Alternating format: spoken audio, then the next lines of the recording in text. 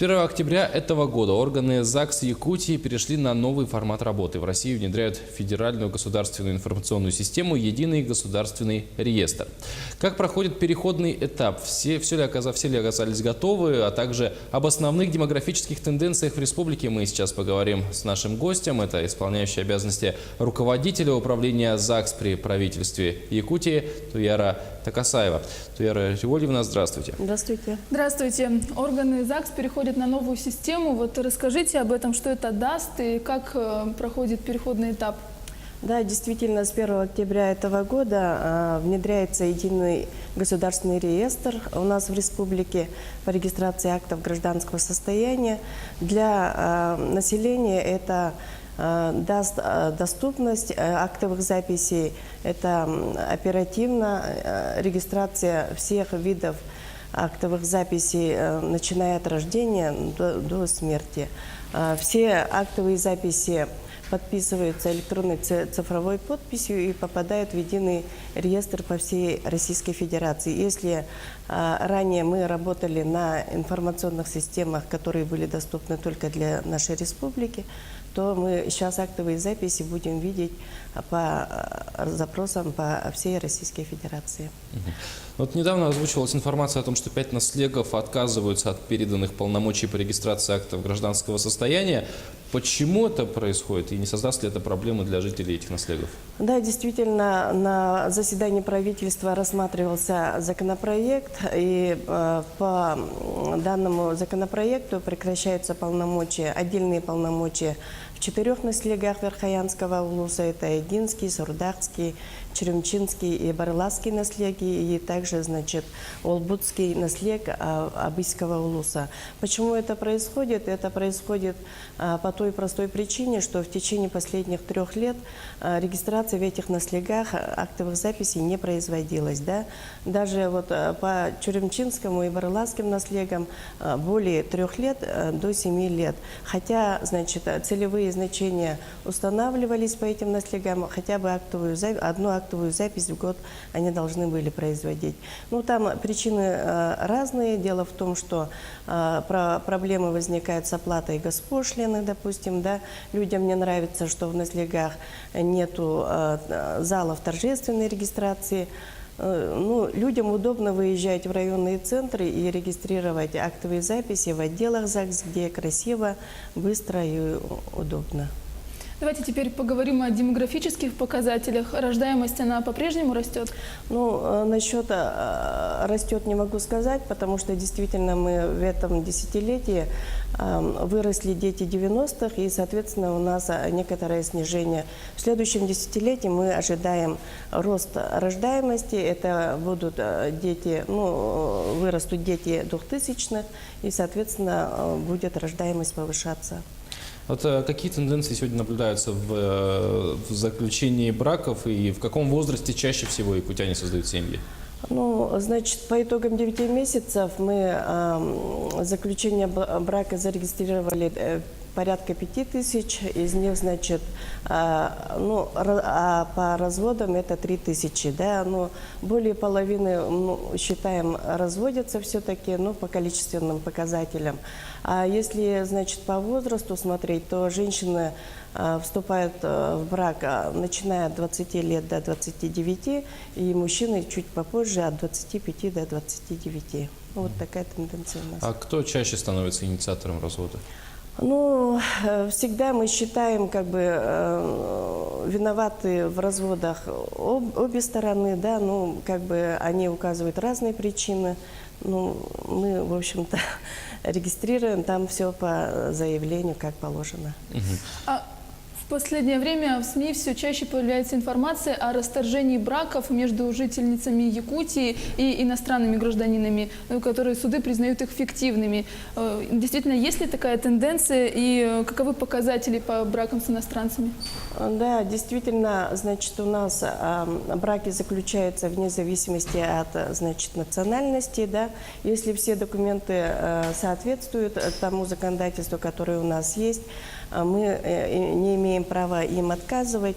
Действительно, вот в последнее время по судам имеются факты расторжения браков с иностранцами, но тем не менее это только, значит, определяет суд, фиктивный брак или, значит, действительный. Органы ЗАГС этим вопросом не задаются. Они, значит, проверяют все документы, если все соответствует, регистрируют брак по обоюдному согласию. А вот статистика какая по бракам с иностранцами? С иностранцами порядка, значит, 500 ежегодно. Ну, там разные, ну, как бы, национальности, но на первом месте у нас в республике, конечно, вот Таджикистан. А вот тенденция, такие браки увеличиваются или нет? Ну, ежегодно, в принципе, цифра особо не меняется. Ну, таких вот прямо резких скачков у нас не наблюдается.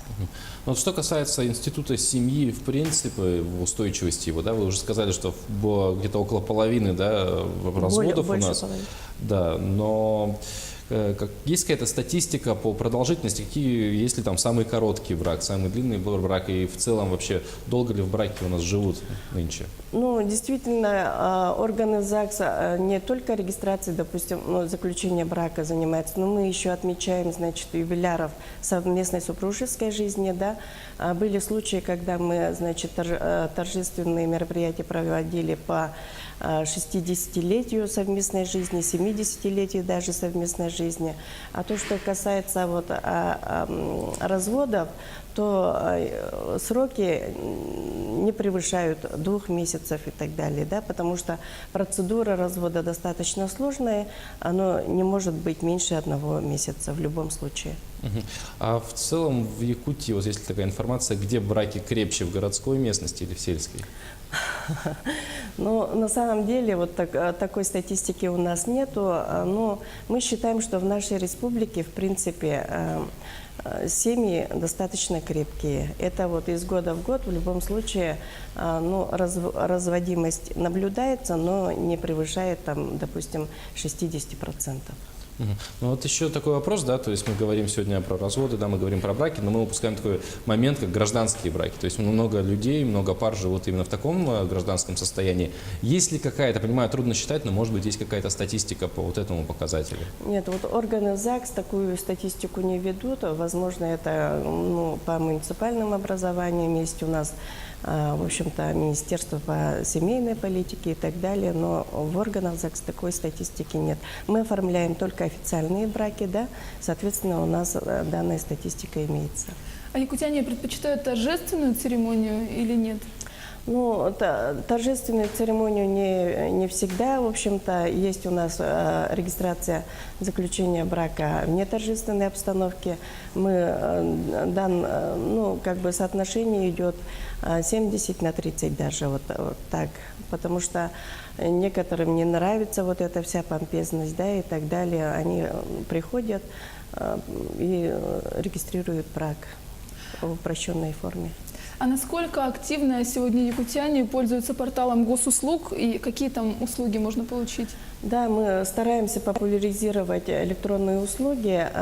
Дело в том, что по уплате госпошлины некоторые скидки имеются, 30%, да. Значит, по порталу госуслуг, конечно, все эти услуги нами предоставляются. Допустим, рождение, смерть и так далее, заключение брака, выбрать можно дату заключения брака, да, вот на год вперед и так далее, ну и по разводу. Вот эти все услуги у нас в электронном виде реализованы.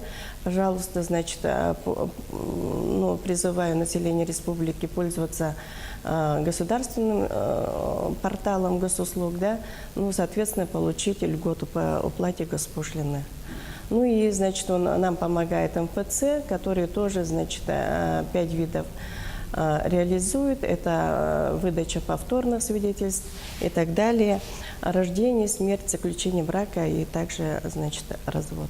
Ну, чаще стали пользоваться таким? Ну, да, уже люди осведомлены, в общем, они уже личные кабинеты открывают, и, в принципе, у нас в крупных городах это все, значит, реализовано. А вот по поводу многофункциональных центров, то есть через них работа ведется?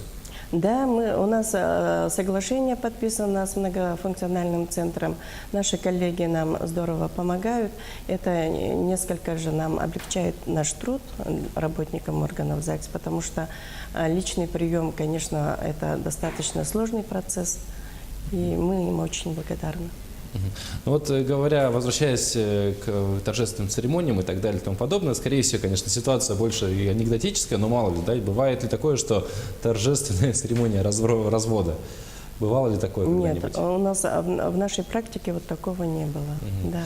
Хорошо. А вот по поводу подачи заявления, да, на регистрацию брака, вот вы говорите, сегодня можно за год до предполагаемой даты свадьбы подать заявление. Чаще все-таки ближе к дате свадьбы подают заявление или вот сейчас за год стараются уже? Ну, в принципе, вот такой функционал у нас работает давно. В Российской Федерации он внедрился, в принципе, вот в этом году. Но, конечно, активизация идет ближе к дню заключения брака, да. И, соответственно, есть люди, которые заблаговременно прямо определяют дату и, соответственно, там все свои мероприятия именно подводят к этой дате. Туяра Револьевна, спасибо за беседу, что пришли к нам в студию.